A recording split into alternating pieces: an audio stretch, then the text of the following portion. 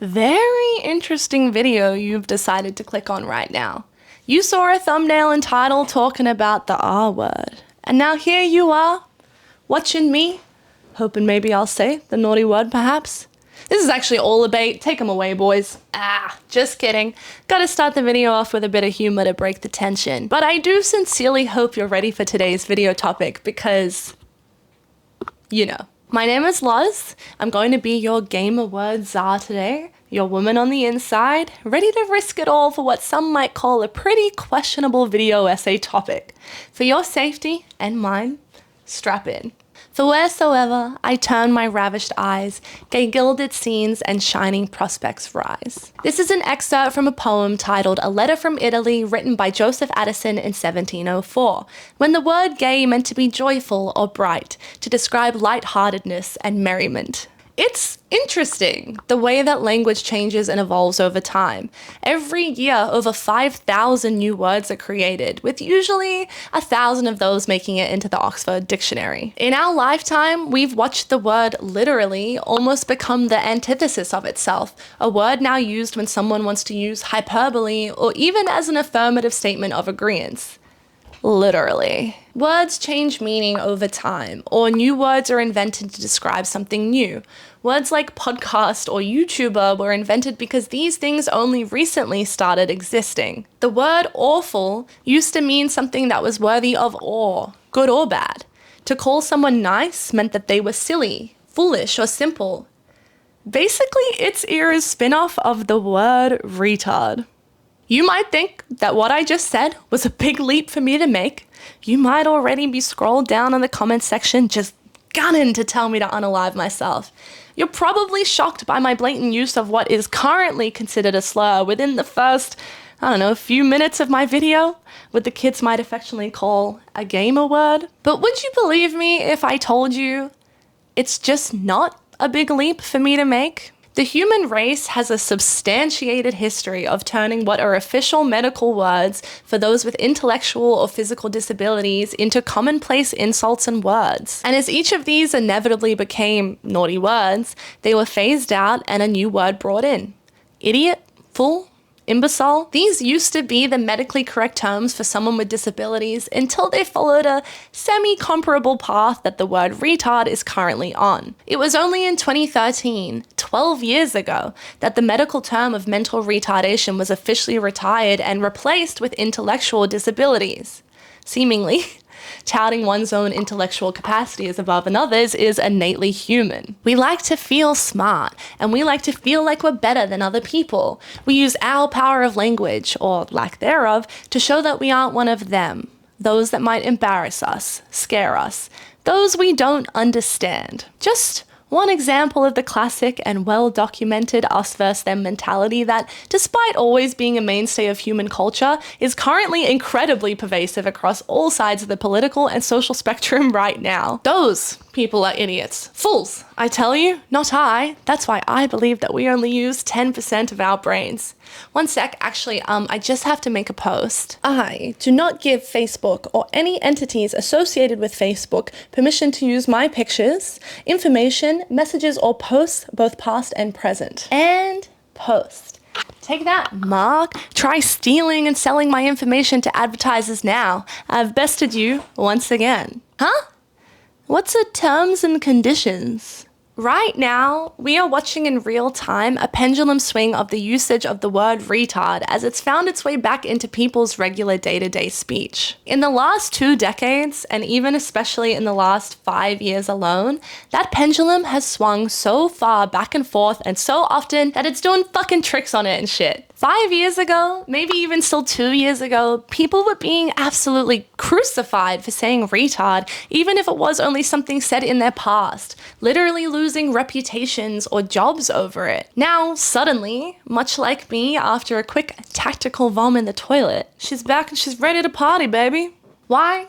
Well, We'll get to that. Hold your horses. We've got a whole goddamn video essay ahead of us because this is a very nuanced topic. We're not only going to address the whys and hows, the etymology of it all, its usage in pop culture, but I also want to use this word as a vessel to talk about significant topics like the fact that ultimately it is advertisers and corporations who are having so much influence and control over our thoughts, feelings, and opinions, and how so many people don't even realize the lack of control they have. We're also going to talk about the language policing that comes along with that. We're going to get real 1984 about how much power and influence language can have. And we're going to be constantly coming back to the point that context always matters. Now, this is a video whose script I actually finished a year ago, although I have now done a big overhaul and partial rewrite, but for reasons that I think are obvious, I've gone back and forth on actually making and releasing it. I am so conscious of the multitude of complicated and loaded conversations and opinions that are to be had about this word, but I deeply believe that to truly understand, empathize with others, to be an educated and progressive person in our current political climate, difficult conversations are needed to be had. I am so anti the idea that difficult or taboo conversations should be avoided so as not to upset people or make people uncomfortable. Because through that avoidance, words, concepts, ideas, things, or people themselves become completely taboo and gives power over to those who want to use it for evil. Life itself can be so uncomfortable in a myriad of ways, but having these uncomfortable conversations can and will make life better for all of us through growing empathy and understanding for others. Language is nuanced and complicated. Context almost always matters.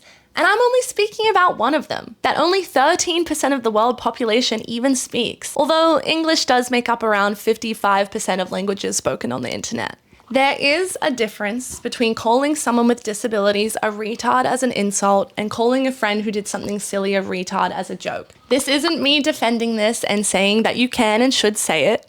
This is me telling you objectively that there is a difference between these two uses of the word.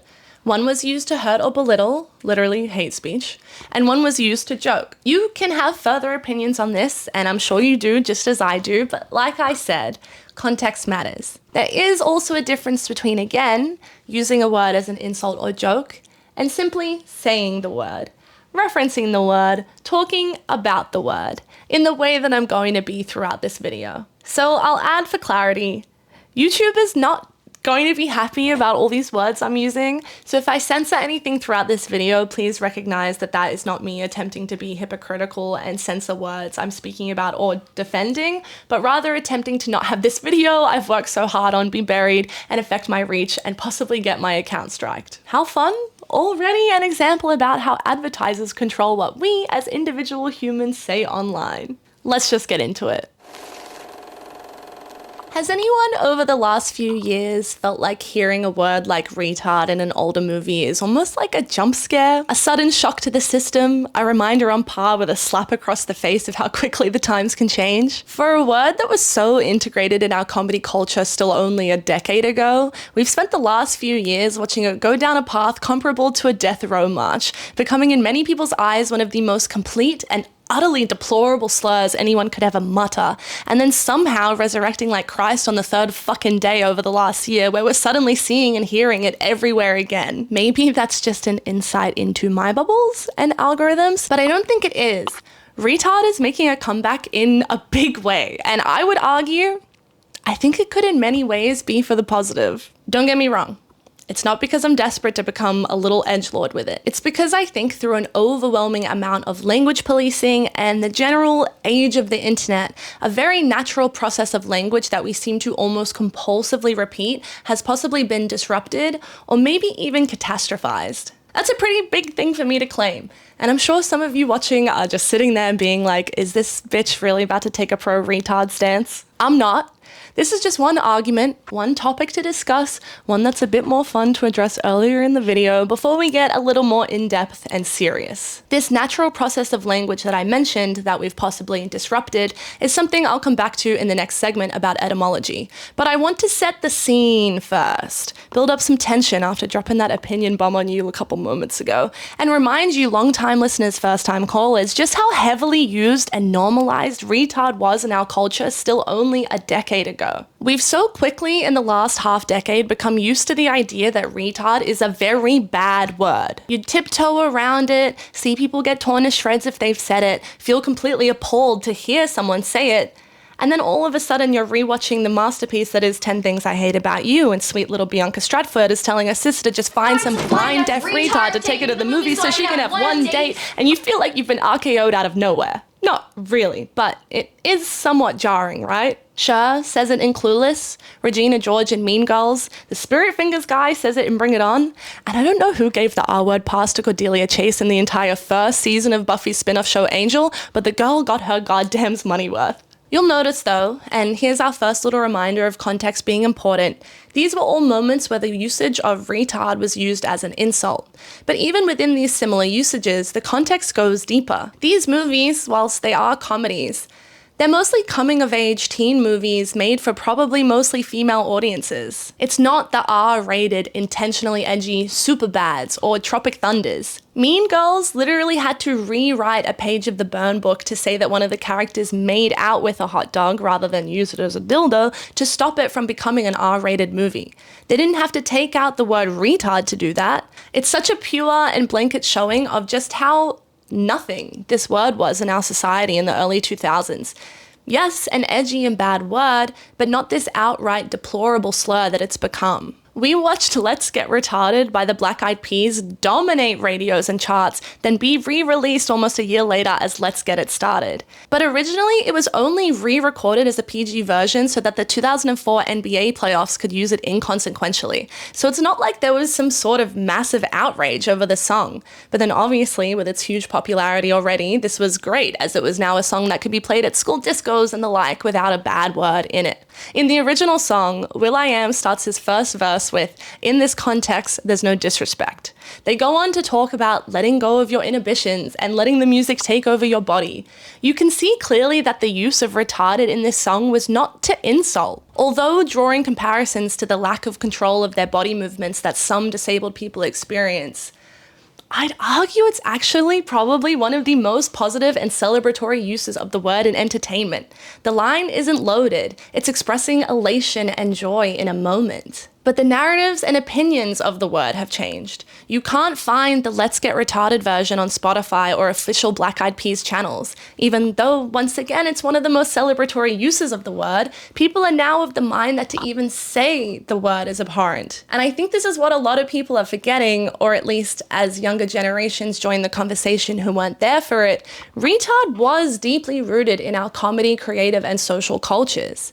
I'm so serious. If you were active on Facebook between like 2010 to 2014, open it up right now, search the word retard, and then filter the results by your friends. Everybody was saying it. It truly was such an inconsequential slur, and seeing the laxness with which people were using it on their public social medias really showcases exactly that, how quick we forget. And now, after about 5 years in slur purgatory, we're seeing it show up again, and not just on Instagram and Twitter by regular users like you and me. Wesley Snipes' literal first word as Blade in almost 20 years in Deadpool and Wolverine is retarded. The rich dad dropped it in White Lotus Season 3, although maybe you could blame it on him stealing the lorazepam. I can't do that accent. Cut it, cut it. The new 2025 Naked Gun says it, with Liam Neeson's character even like acknowledging the word's journey, asking, "You can still say that word?" It's said in Eddington, as well as in One Battle After Another. 2025 was apparently the return of the retard. So now we've got a framework set up for us. A reminder that the current extremely negative idea of the word is only one that has happened in extremely recent times. And as far as language goes, 5 years is absolutely fucking nothing in the scheme of a word's lifespan. I just gave you examples of how retard was a bad word, but pretty darn low on the slurs tier list. Definitely not the A to S+ that it's seen as now. Maybe like a C or a D. So what exactly was it that happened in the last decade-ish that turned retard from an albeit shitty but regular insult used across movies and TV and day-to-day life into this all-encompassing, one of the worst things you can say alongside words like faggot or the N-word slur that needs to be bleeped or avoided or have someone's moral character picked apart over it? And also, what is it right now that's bringing it back into popularity? I'm sort of posing rhetorical questions, but I do have some general answers. For one, often, it's the kind of people who are using the word a lot. There's a reason it's affectionately called a gamer word. It's being used amongst other pretty extreme slurs by groups of people who are weaponizing hate speech as much as possible. There's an image associated with people who would use the word so flippantly. This is also very topical right now, fighting for people's rights, especially those with mental illness or mental or physical disabilities. I don't think I need to go into the way still only a few decades ago, the normal thing to do with people with mental illnesses were to be sent to a facility, forgotten about and abused, hidden away like a dark secret. We finally have more education on this topic, and we can hear from people with disabilities through the internet in ways we were never able to before. We can learn this word hurts people directly from the source. There was also this need for camaraderie in 2020 as COVID started and practically shut down the entire world, remember that? And we were in real time watching mass suffering and death while we were stuck at home. And for many of us who were stuck at home trying to do the right thing all the time, with this idea that if we all came together and bunkered down, that we could stop the pandemic and return to our normal lives sooner, it was really hard to see people ignore that and think that the rules didn't apply to them. So then there was this moral-based pendulum swing, and keep in mind the political climate then with the BLM movement taking off, as well as the pandemic being used to further manufacture an enormous divide through identity politics. What else could we do? There was, and still is by the way, a fucking plague going on that was actively disabling people in real time. It makes so much sense that retard was early on the chopping block. And while all of this makes sense, for me, I just worry that we've potentially given this word specifically too much weight. Obviously, we weren't alive to watch the lifespan of idiot or imbecile, and we don't know how offensive they actually became before they lost a lot of their weight, but we do know that they clearly became layman insults enough that the medical term had to be changed again and again. Will retard come full circle and turn into a new idiot or dumb? Or did we get ahead of that cyclical process and outright ban and decry the word before it could run its natural course? Is it a good thing in the long run? Should we be policing these kinds of words as harshly as we are? I worry that policing it makes the issue bigger than it is and keeps a word like retard as a slur, rather than letting it pass through its natural lifespan until it becomes commonplace and without the guttural meaning behind it. Are we giving it too much power? Are we protecting and babying people too much? Is it actually disabled voices who are speaking out against this word's casual usage, or is it keyboard warrior types? How long until disabled becomes a slur as well, or will it skip it due to its other meanings in language? Will this cycle happen forever? What is the meaning of life? What does it truly mean to be happy? Why does my stomach hurt right now? Google says it's cancer? Can I stop asking all these questions now? No, I can't actually. You know why? Because I haven't asked the most important one. Why?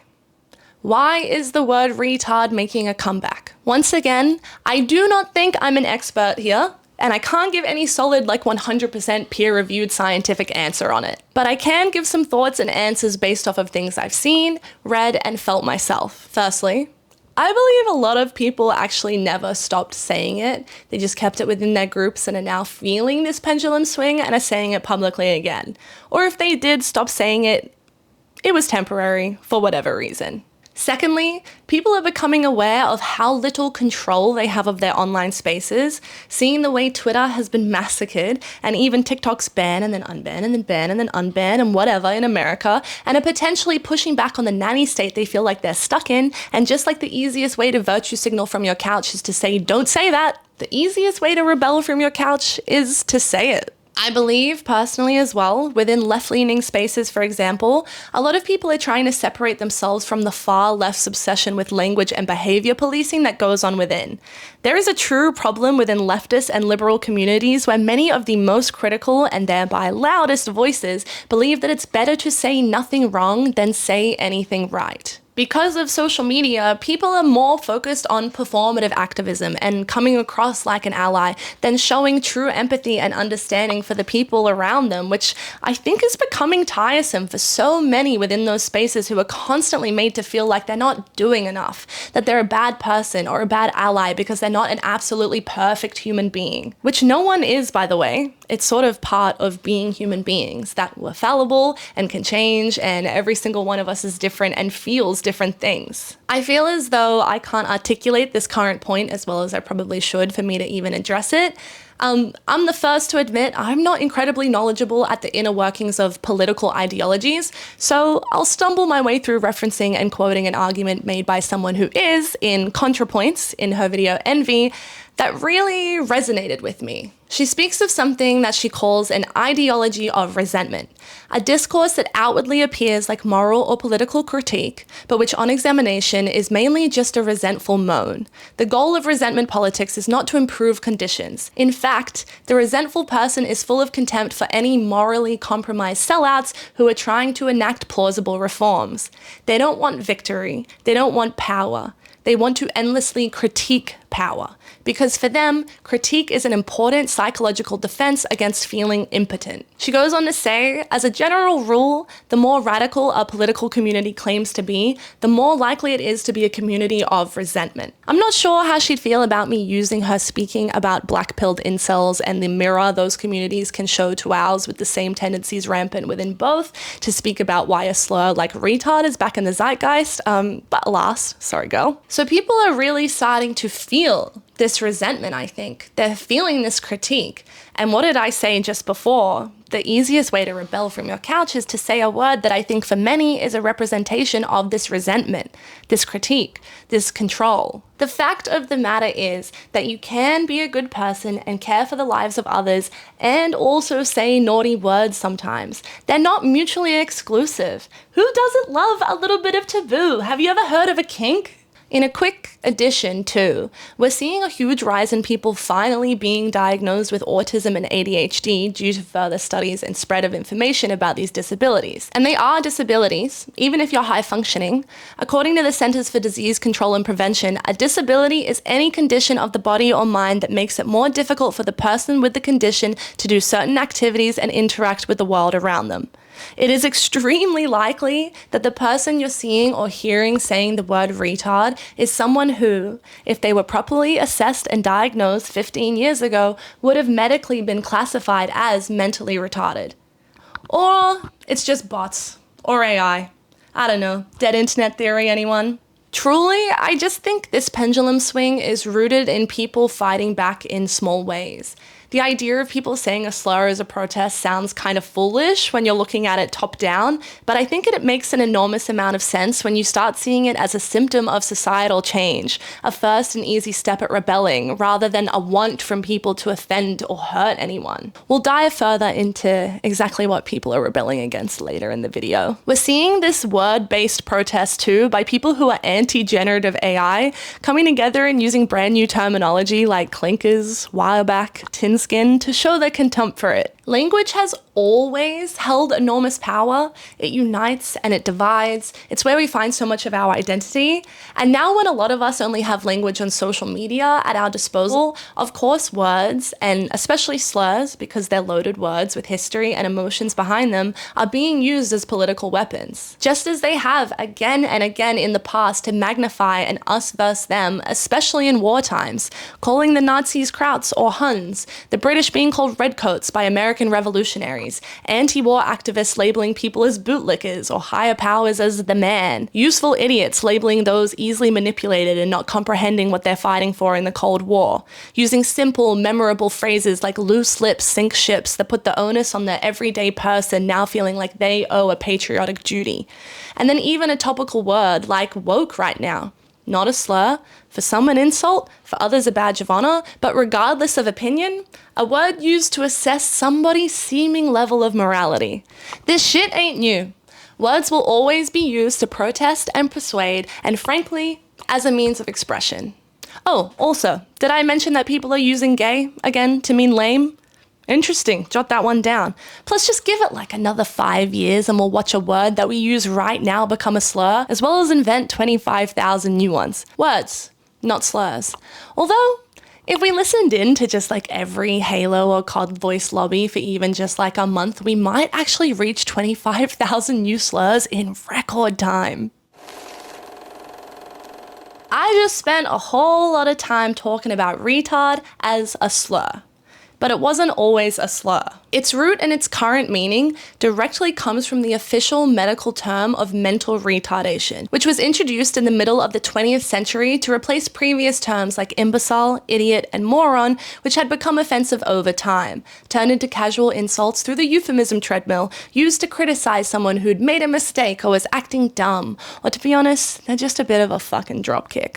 To us now, imbecile, idiot, or moron are words you wouldn't even bat an eyelash at. Saying those words wouldn't get my video demonetized or have my friends asking me to not be so crass and offensive in front of them. There was also a time, not that long ago, where if you called a group of disabled people retards, it wasn't rude.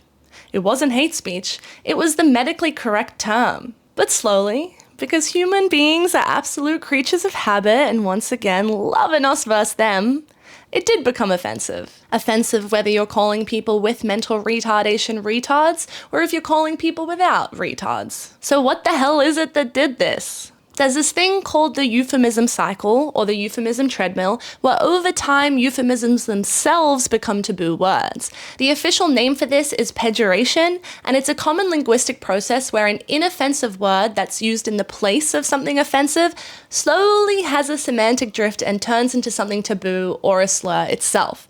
This is a well-documented process of language that we cannot seem to stop. We've seen this happen with the word Negro, which used to supersede all other words for African Americans as the most polite, including the word black. It was a word that Martin Luther King Jr. self-identified as in his I Have a Dream speech in 1963, and now look at how that has flipped in only half a century. It's how the word shit, an innocent word turned into a euphemism for the taboo act of doing a poo, came to be one of our most common swear words.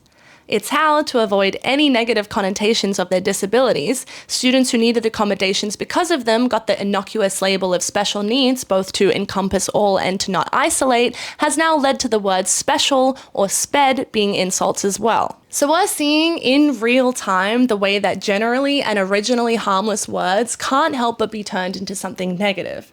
I'm so serious when I say that we as humans just can't stop doing this. We both love and hate the taboo, or at least pretend to hate the taboo because, well, it's taboo and it's very, very important for us humans to feel like we're in the us crowd rather than them crowd. So we crave to dabble amongst it in ways that we think are inconsequential, but are actually just actively giving negative power to these words. Knowing this process exists and that it has been so pervasive in our language development for so long, it's just sort of like, of course, the word retard became offensive. Same with sped or spastic. We couldn't stop it if we tried. The absolute handhold of control that taboo-ness has on us is severe. Just ask Freud.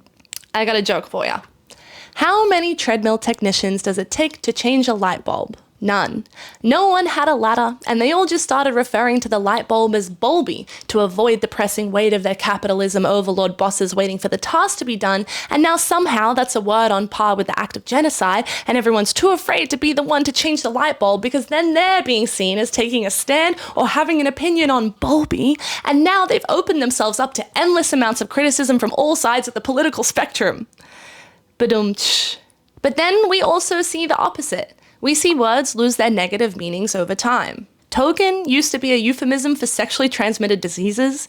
Bastard, while still mostly a swear word, is rarely used in its actual meaning of a child being born out of wedlock. To be pretty was to be cunning. To be fun meant to cheat or trick. Sophisticate used to be a verb meaning to adulterate one substance with another. So in the 1600s, sophisticated was generally food or drink that had been tampered with. And then there's just words that have changed meaning, not necessarily for the positive or negative. The word girl for a long time was synonymous for child of any gender, whereas boy was specifically a male servant or enslaved person as far back as the 1200s. Gay, now, ultimately means that you're homosexual, or even more recently has started to fully encompass the sexuality spectrum that, provided you're at the very least feeling some sort of deliciously tingly way about anyone who is not strictly conforming to the gender stereotypes of your binary opposite sex, or at the very most, you're loving all and any gender, then you're a gay. In my circles at least, I feel like we've seen it start to evolve into a semi-synonym for queer in that, again, it's kind of all-encompassing, which is unlike in the past half a century where gay only suggested you were a cis man into other cis men. So in already a short time, we've seen a word progress a little as the groups who use it and identify with it add meaning.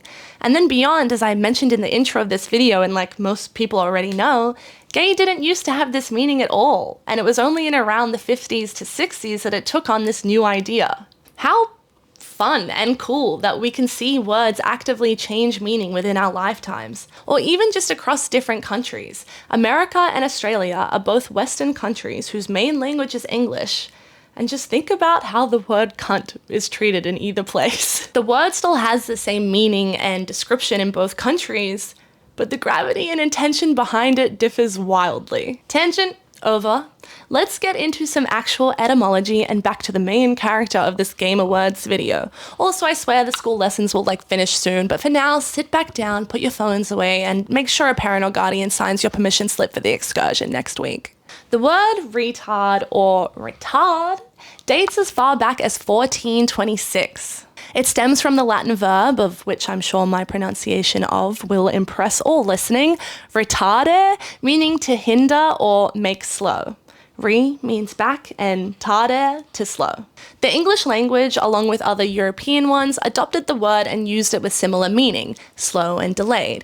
You see this manifest into a word like tardy or tardiness, you're late. In English, the word decelerate would become a more common term than to retard, while in others like French or Catalan, retard is still in common usage to mean delay. It wasn't until the 1960s that the medical term of mental retardation was officially introduced and the word took on new meaning in the English language.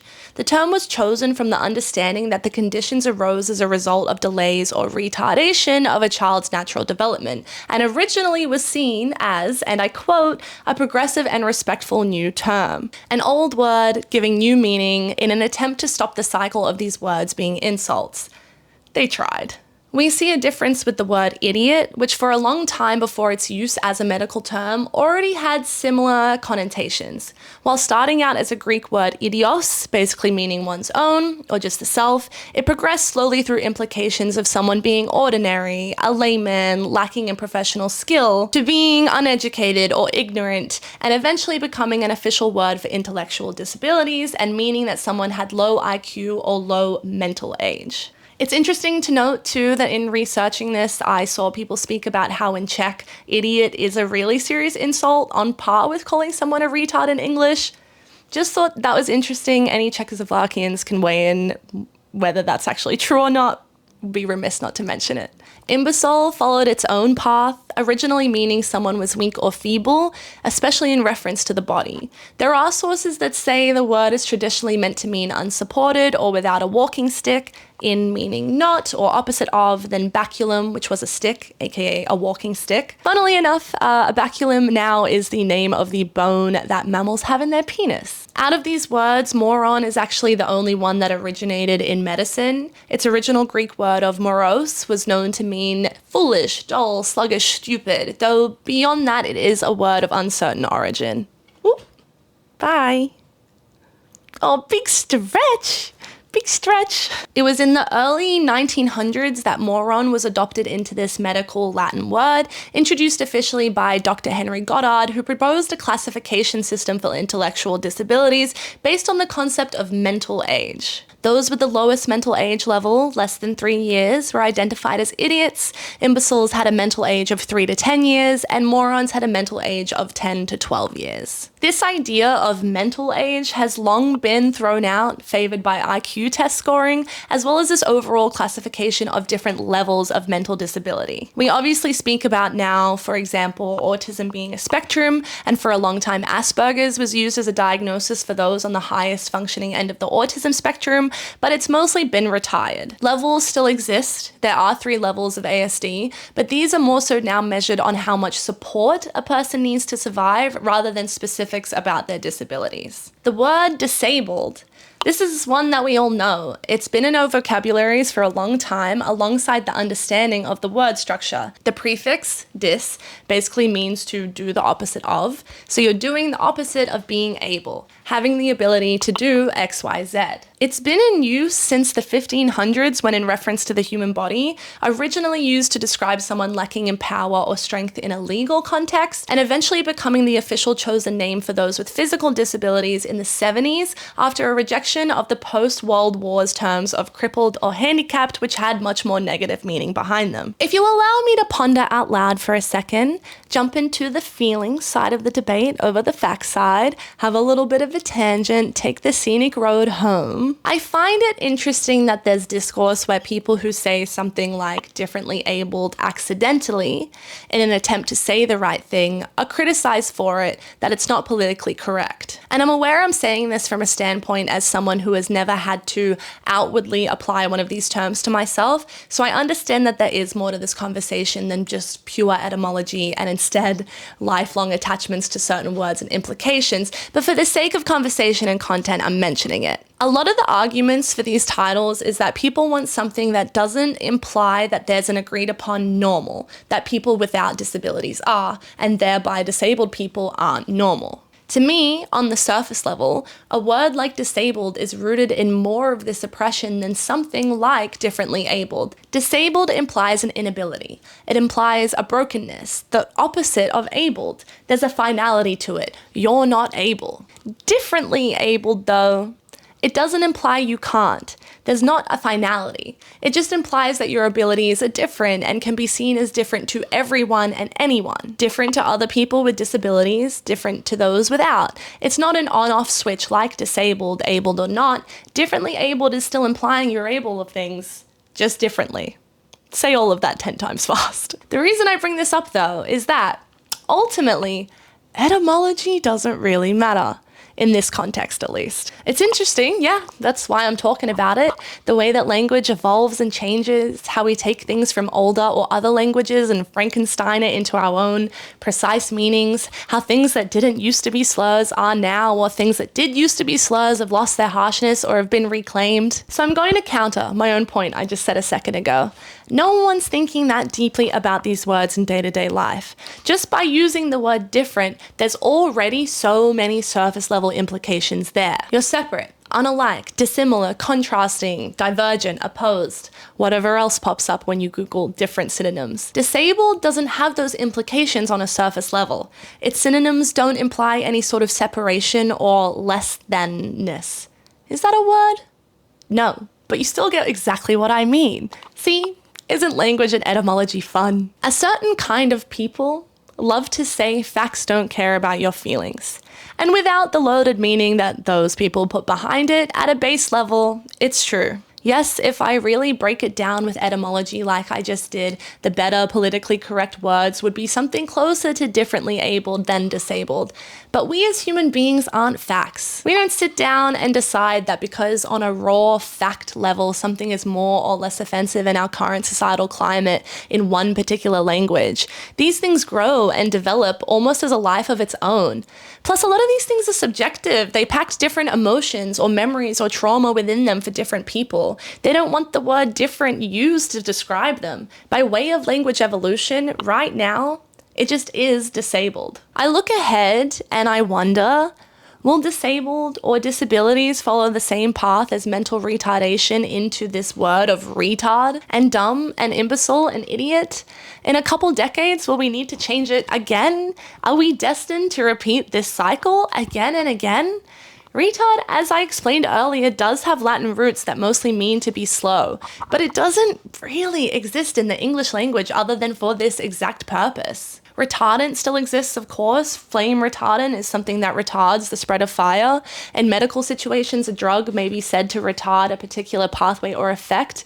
These words, although from the same root, have come to mean entirely different things. But they're still very unique words. You're not telling people to retard their car when you want them to slow down. This word isn't in most people's everyday speech. So is that what makes it more likely to become offensive or a slur?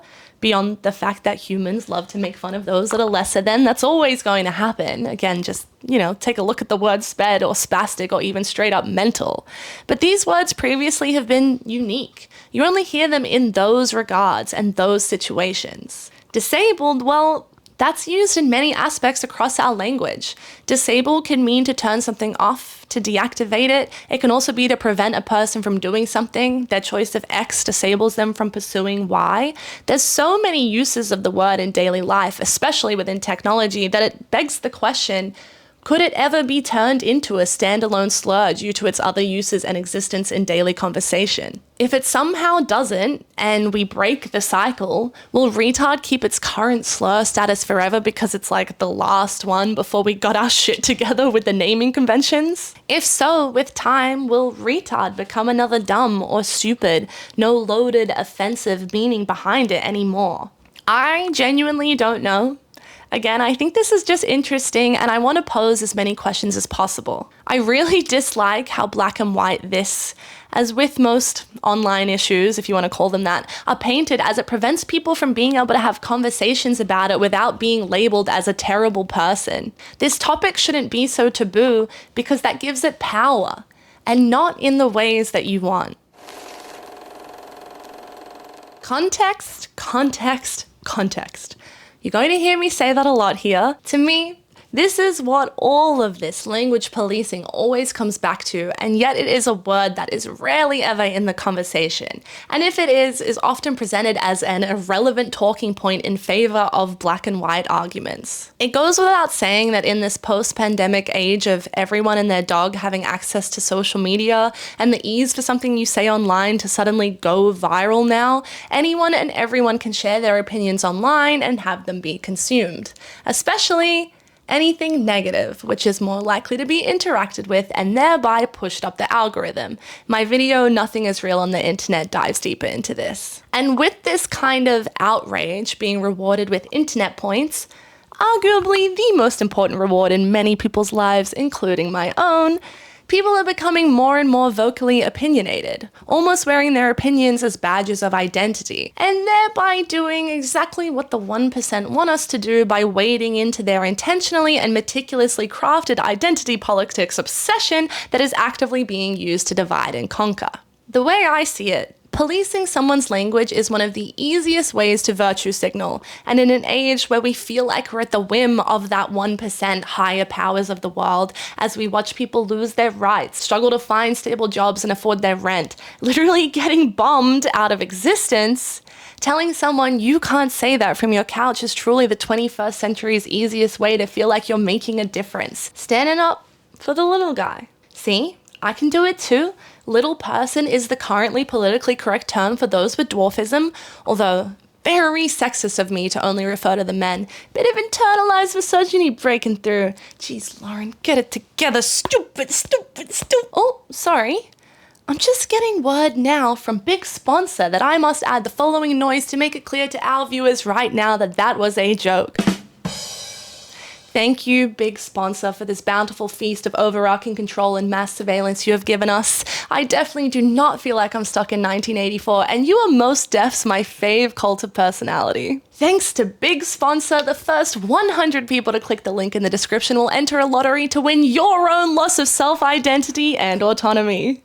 The truly best part of all of this, and yes, I'm being scathingly sarcastic, is that for a while now, and actually as we speak more and more often, advertisers have control over what you say online. Companies who are trying to sell you things, whether some sort of physical item or even ideologies, being the decision makers of what individuals, adults, can say on their own social media platforms. I really cannot emphasize more how criminally just devastating this is to not only free speech, but to people's own belief systems and autonomy. This kind of control reinforces this idea of language policing as true or fact in many people's eyes. If you don't censor certain words or topics, your posts will get demonetized, your reach will go significantly down, or your account could get straight up banned. So either you get punished and no one sees your content and thereby no one ever sees these words being used or topics spoken about, or you censor yourself, people see your content and it reinforces the absolute that those words or topics equals bad,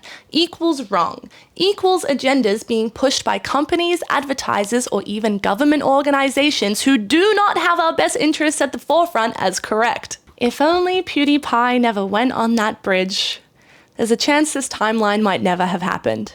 Or maybe it would have just been a bit more delayed. I don't know, Felix, come fix it, save us. If your content isn't ad-friendly, YouTube won't just go, okay, that's fine. We'll still show just as many people your video, you just won't make any money off of it. No, they'll say, well, now we're not going to make money on people seeing this by getting our cut, so get fucked and go watch this skibbity toilet video instead now, because it's kid-friendly. And bad words are bad. We don't mind if we rot your little brains through with our highly addictive algorithm literally designed to turn your brain into dopamine-addicted mush, as long as you don't get triggered by the word killed. Now, I can understand some trepidation from you about me making this argument seemingly for the word retard. Like, oh, fuck these corporations, kinda dumb white girl say an edgy word on the internet, let me live. But that's not it. For me, it's much larger than that, and retard is simply a symptom amongst this entire disease and also a great vehicle to talk about this topic. On TikTok, videos were getting stifled or straight up deleted if they said the word killed. Not a slur, not a swear, not even a tiny little bit of hate speech. To say killed or killed themselves suddenly being suppressed. Besides the fact that death and killing is not only one of the most human things we've been doing since before we even became humans, what about the fact that it's probably the most used storytelling device across everything ever? Mass killing of nameless guards or low-ranking security in movies like John Wick, true crime podcasts saturating the industry with all the abhorrent details involved, ushering in a love for serial killers like never before. Every single news report of death or someone killing someone plastered as advertisement for why you should tune into local news station at 6 p.m, all the gruesome details and more. So this innately human word that is littered throughout our lives and language, that isn't a bad word itself, instead the name for a bad action, now censored on an app that has been downloaded over 6 billion times worldwide. Literally strong-arming an important word to hop on that fucking euphemism treadmill and run for its fucking life when it's not even a euphemism in the first place. How do we get around that? In the past, to get around word filters, we do something tricky like turning sex, S-E-X, into S3X or segs, S-E-G-S. Try and figure that one out, Habbo Hotel. I've outsmarted you once again. Well, the algorithm for detecting these banned words and their alternates has gotten very good, as well as also very bad because AI cannot understand context and these corporations really just want to jack off the AI bubble and go to town on its soggy biscuit. I'm sorry for saying that out loud. So now, through likely process of elimination, the default to get around the word filter has become unalived, to unalive themselves. Of course, with young kids on these apps, because there's no spaces on the internet anymore for kids, which is a whole other topic that we're not going to get into, consuming and learning so much, these filters inevitably become a part of their vocabulary, and without an understanding for why people are saying unalive, because most people genuinely don't know that these filters exist, they start to treat the word killed like it's a dangerous word. According to this tweet, someone in their college class said unalive in person. I've seen people talk about it on Reddit as well. I've seen it everywhere. People are saying unalive in person. If they can say kill yourself in Disney's Frozen, I promise you, you can say it too. I've also seen graped popping up more and more often to speak about rape, which is just...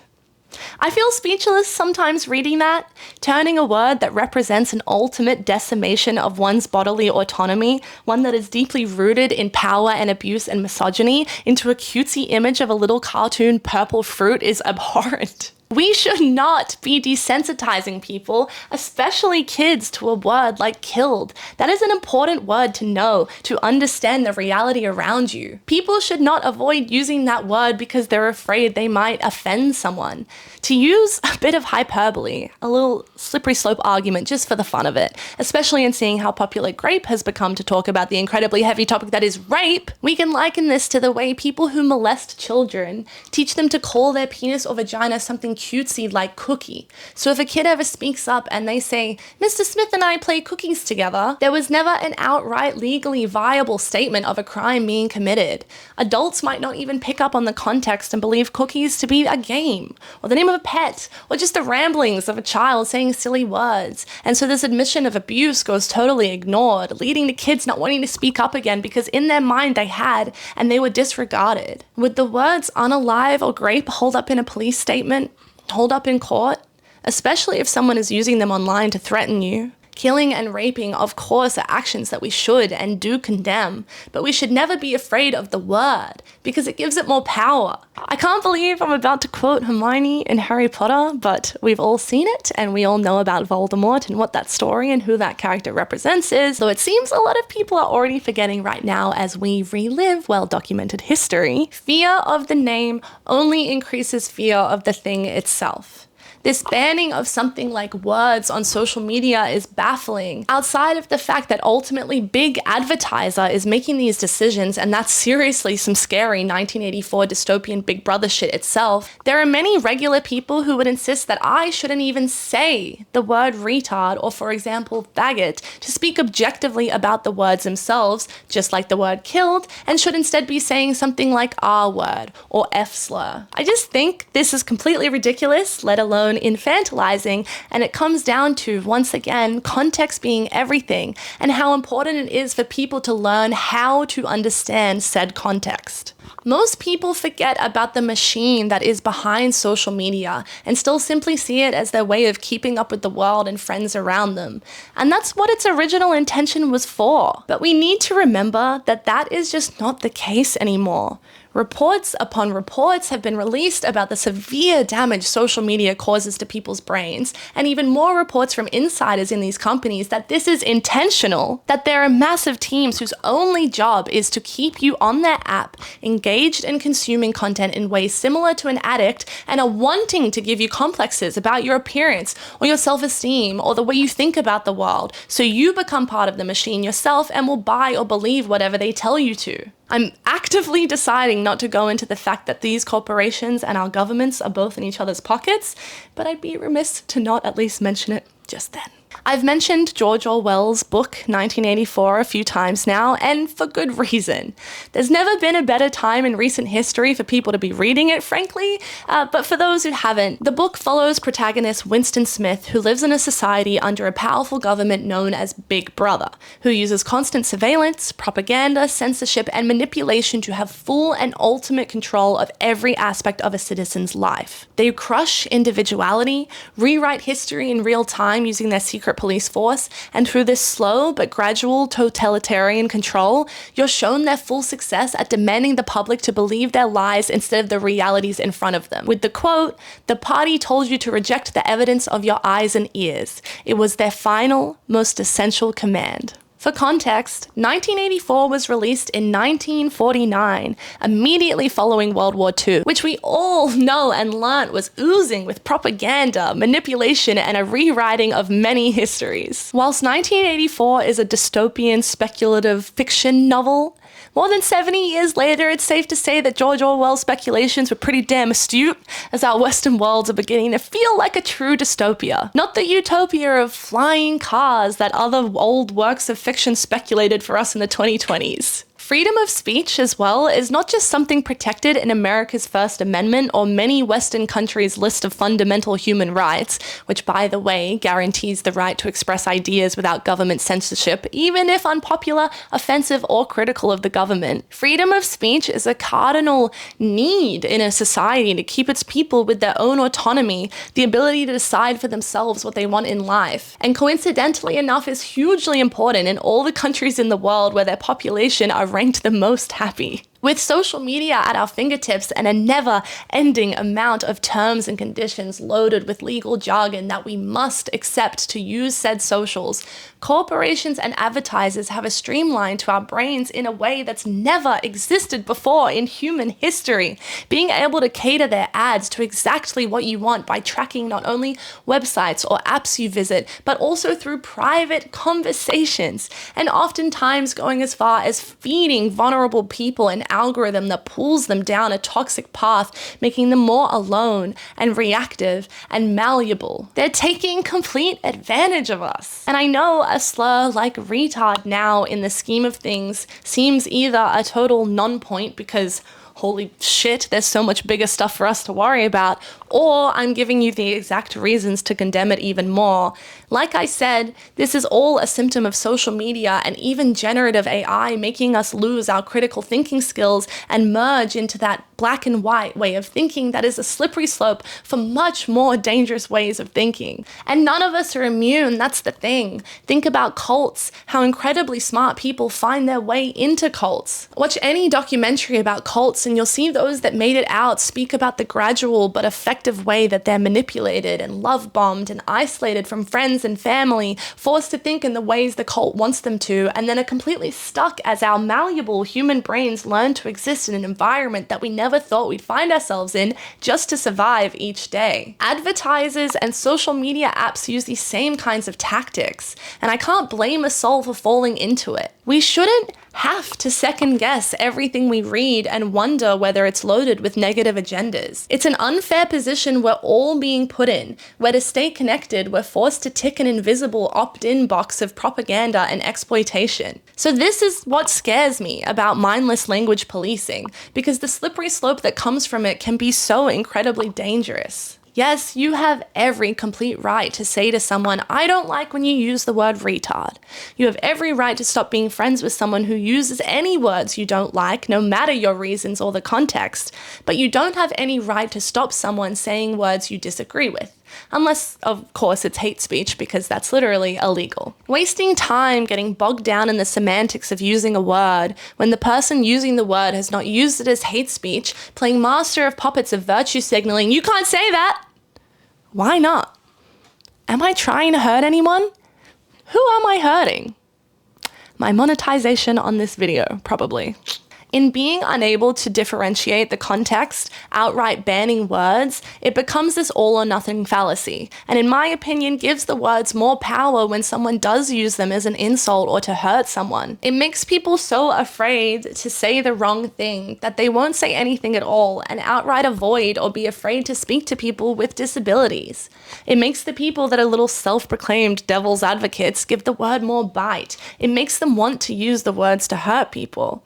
But really, most people aren't devil's advocates. Most people innately aren't trying to hurt or offend people. And with that, I think we need to be more forgiving to people who accidentally use the wrong words when they don't intend to hurt anyone. Not everyone is completely tapped into every single social movement or conversation about progress, so there's never going to be a 100% success rate in people who mean well saying the right thing. In moments when someone accidentally, meaning well, uses terms that sound inoffensive to them, like for example, differently abled or dwarf. And to bring up truly what is probably the most juvenile argument in the pro category for the using of the word retard, so juvenile that I'm not even going to give this point any more time of day beyond mentioning it in this sentence right now. When most people say that their friend is being a fucking retard, or they made a mistake and they said, sorry, I'm kind of retarded today, are you picturing a mentally disabled person? Do you think that's the image they're actually trying to invoke? No, dude. It's interesting to me as well because most often people who have family or friends with disabilities are the kind of people who would more likely drop a retard in casual conversation. And I don't think this is purely because they have the R word pass, which FYI I do. I have diagnosed autism and ADHD that appears like I'm much higher functioning than I actually am. It's because they realize that in the scheme of everything that it is to have a disability, how debilitating it can be to living what people consider a normal life, A word used in jest can hardly compare. We joke, often to break the tension. It's why paramedics or doctors and nurses or even cops who witness horrors daily have incredibly morbid senses of humor. When my dad died a couple years ago, one of the biggest things that brought me comfort was joking about it. When my brother and I came home from seeing him laying there in the hospital bed, face gaunt, unable to speak due to liver failure, just days away from death, we joked about it to survive. After he died, when friends started treating me differently and were too scared to even send me a message of condolences so as not to upset me, it was my friend Sam approaching me at a party to joke about the Dead Parent Club that made me feel immensely better and supported in my grief. If you can't laugh, you'll drown. This is the same reason why I think so many people are starting to use the word retard, especially within these neurodivergent spaces. To live a life with disabilities is hard, no matter where you are on a scale of it. It really helps laughing about it. It really helps make me feel normal. But also, why can't offensive things just sometimes be funny? Is it not the offensiveness that makes it funny? As I've said, the taboo is something we love to dabble in. It's like getting mad at a comedian for making a joke, which is their job to tell jokes, to an audience of people who bought tickets to their show. Oh, wait, people actually do that already. Bad example. If I'm surrounded by close friends who know me and my heart and know that a use of the word like retard, for example, has nothing to do with disabled people and instead has the silly attachments of the old derp vibes of internet old fags, is it not fine to say? Is it not fine to laugh at? Personally, I think it is. And I also think it's fine if you disagree with me. Because of course, we do still have to be mindful of how people interpret the things we say. Yes, I don't think you're a shitty person if you call yourself retarded for making a mistake. But you may have said it in front of someone with disabilities who have been hurt by that word in the past, and you should not only be mindful of the audience around you, but additionally be willing to apologize if you hurt someone. You don't get free rein to say anything you want and go without consequences, and I hope you can see that that's not what I've been arguing throughout this video. And I mean, let's do an argument against the point I just made on the humor side of things. Does laughing at offensive things actually deep down show your real thoughts on the subject? When we laugh at the usage of retard, are we actually laughing at disabled people? Freud would argue in favor of that.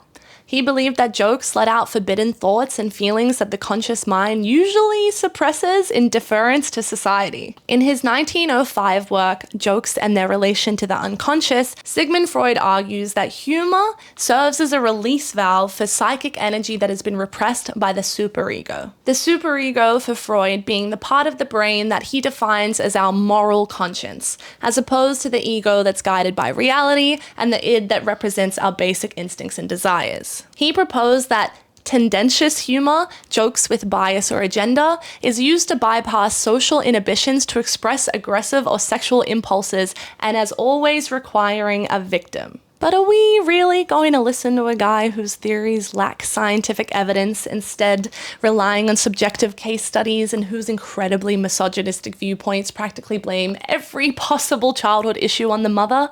Like, alright, buddy old pal, we get it, you want to hate fuck your mum. And I'm absolutely going to laugh at the idea of that, even though incest is repulsive.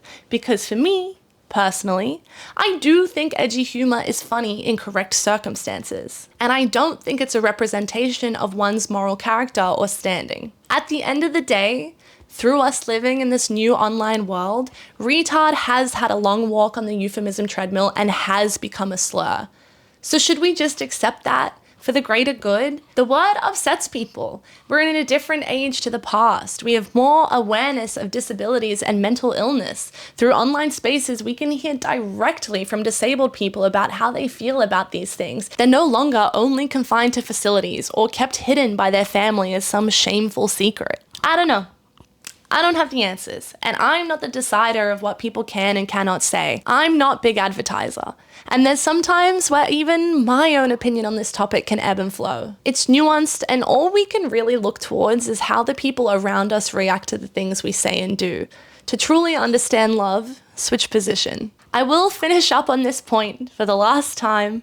Context. It always comes back to context, and this insanity of language policing that we're seeing everywhere online removes any aspect of context. It is a blanket reaction, it is abstinence-only education, and we all fucking know that doesn't work. Do your own research and soul searching. Figure out how you really feel about these things, and don't let advertisers and these social media algorithms that thrive off of discourse, self-hatred, and control decide what's right and what's wrong for you.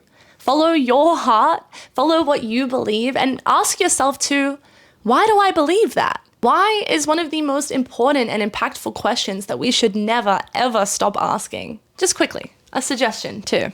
If retarded is currently in your vocabulary but you want to get rid of it, may I offer to you demented instead? It has that same guttural feeling when you say it, the same syllables, and invokes a similar feeling that most people are likely using retarded for, which is that of someone or something being dumb. And just like how Frozen said kill yourself, it was Tangled where I stole demented from. So thanks Disney, who knew you could be such a good sense check? I hope you enjoyed watching. Please, oh God, if you did, leave a comment, a like, a sub, a share, because YouTube is going to punish the hell out of me for all this, because context is not a word in their vocabulary. To them, I probably just came on here and hate speech to my heart's content for, I don't know, an hour. How long is this? Mr. YouTube, I pinky promise I didn't. Anyway, if you have any respect for autistic people like myself, go watch my 2.5-hour long video on the history of women's wrestling, aka my longtime special interest. Or else, see ya.